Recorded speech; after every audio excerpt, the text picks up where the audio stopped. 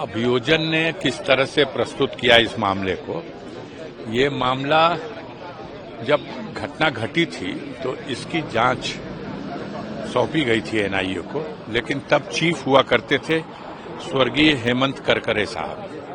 आज करकरे साहब दुनिया में नहीं है। उन्होंने सच्चाई को नकाब हटा दिया था और सच्चाई को सामने ला दिया था। अब अदालत का जो फैसला है उस पर क्या टिप्पणी कर सकता है आदमी कोई, लेकिन पूरे देश में लोगों को अफसोस हुआ कि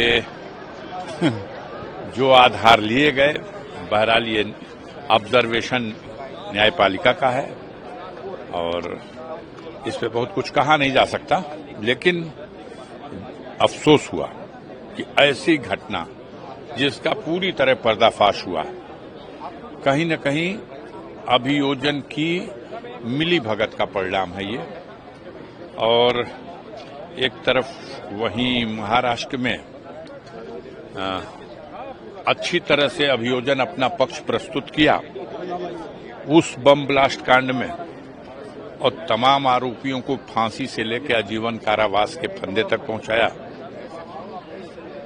उनको पुरस्कार भी राज्यसभा के संसद सदस्य के रूप में, राज्यसभा सदस्य के रूप में अभी प्राप्त हुआ है।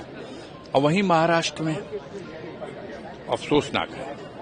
सर, जब ये फैसला आया तो उसके बाद से भारतीय जनता पार्टी के लोग कह रहे हैं कि दिग्विजय सिंह उन्होंने भगवा आतंकवाद की अभी इस पे क्या बोला जाए। कहा ना कि स्वर्गीय हेमंत करकरे, और घटना भी उनकी कैसे, किस घटना में उनकी मृत्यु हुई थी आपको ये घटनाक्रम भी पता है। जिस दिन आतंकवाद ने एक भारत पर जबरदस्त प्रहार किया था बॉम्बे में, ताज होटल के ऊपर और तमाम कई ठिकानों पर, उन आतंकवादियों का मुकाबला करने बेचारे निकले, मुकाबला कर भी रहे थे।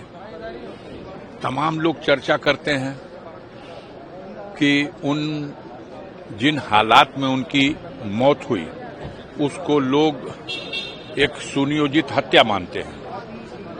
इस केस को ही दबाने के लिए और इसके सच को छुपाने के लिए हम आज के दिन ये कह सकते हैं कि उस ईमानदार ऑफिसर ने, हेमंत करकरे साहब ने, जो रहस्य दुनिया के सामने रखा था, आज उनकी भी आत्मा जहां कहीं होगी बहुत दुखी होगी।